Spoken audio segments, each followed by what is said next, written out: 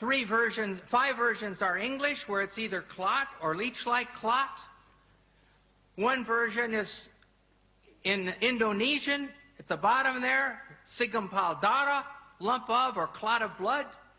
And the last one is Farsi, Khun Basta, a clot of blood. As every reader who has studied human reproduction will realize, there is no stage as a clot during the formation of a fetus. So this is a very major scientific problem. In the dictionaries of Wer and Abd Nur, the only meanings given for alaka in this feminine singular are clot and leech. And in North Africa, both of these meanings are still used.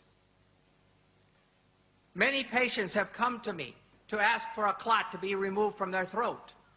And many women have come to me and told me their period didn't come. When I say, I'm sorry, I can't give you medicine to bring your period because I believe that's a baby, they would say, Mazel dim, it's still blood. So they were understanding these ideas of the Quran. Lastly, we must consider the first verses which came to Muhammad in Mecca. These are found in the 96th surah called Alaq, clots, from the very word that we're studying. In 96:1-2 we read, proclaim, in the name of your Lord who created man from alaq. Here the word is in the collective plural. This form of the word can have other meanings because alaq is also the derived verbal noun of the verb alika. The verbal noun usually corresponds to the gerund in English, as in the sentence, swimming is fun. Therefore, we could expect it to mean hanging or clinging or adhering. But the 10 translators listed above have all used clot, or congealed blood, in this verse too.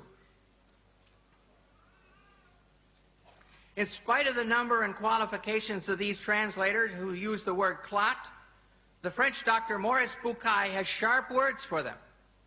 He writes, what is more likely to mislead the inquiring reader is once again the problem of vocabulary. The majority of translations describe, for example, man's formation from a blood clot. A statement of this kind is totally unacceptable to scientists specializing in the field. This shows how great the importance of an association between linguistic and scientific knowledge is when it comes to grasping the meaning of Quranic statements on reproduction. Put in other words, Bucaille is saying, nobody has translated the Quran correctly until I, Dr. Bucaille, came along. How does Dr. Bucaille think that it should be translated? He proposes that instead of clot, the word alaka should be translated as something which clings, which would refer to the fetus being attached to the uterus through the placenta. But as all you ladies who've been pregnant know, the thing which clings doesn't stop its clinging to become chewed meat. It keeps on being the thing which clings, which is attached by the placenta for 8.5 months. Thirdly, these verses say that the chewed meat becomes bones, and then the bones are covered with muscle. They give the impression that first the skeleton is formed, and then it is clothed with flesh, and Dr. Bucaille knows perfectly well that this is not true. The muscles and the cartilage precursors of the bones start forming from the somite at the same time. At the end of the 8th week, there are only a few centers of ossification started, but the fetus is already able to make muscular movement. In a personal letter from Dr. T.W. Sadler, who's associate professor in anatomy and the author of Langman's Medical Embryology, Dr. Sadler states, at the 8th week post-fertilization, the ribs would be cartilaginous, not bone, and muscles would be present. Also at this time, ossification would just begin. Muscles would be capable of some movement at 8 weeks. It's always better to have 2 witnesses, so we shall see what Dr. Keith Moore has to say about the development of bones and muscles in his book, The Developing Human. Extracted from chapters 15 and 17, we find the following information. The skeletal system develops from mesoderm. The limb muscles develop in the limb buds that are derived from this somatic mesoderm. We see that here on this slide. It's difficult perhaps to see, but there's the limb bud. And then here there's just a little bit of cartilage with the muscles around. Here there's more cartilage. And this is the whole, the bones are formed and in the form of bones, but it's all cartilage. No bones yet.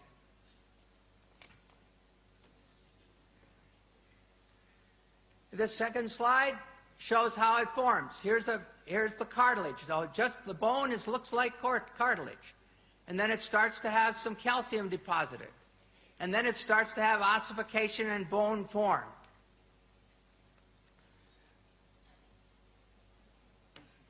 As the bone models form, I want to go back to this. As the bone models form, myoblasts develop a large muscle mass in each limb bud, separating into extensor and flexor muscles. In other words, the limb muscles develop simultaneously from the mesenchyme surrounding the developing bones. So there's the cartilage, and here are the muscles developing around the cartilage. During a personal conversation with Dr. Moore, I showed him Dr. Sadler's statement, and he agreed that it was absolutely valid. Conclusion: Dr. Sadler and Dr. Moore agreed. There is no time when calcified bones have been formed and then the muscles are placed around them. The muscles are there several weeks before there are calcified bones, rather than being added around previously formed bones as the Koran states. The Koran is in complete error here. The problems are far from being solved. Let us return to alaqa.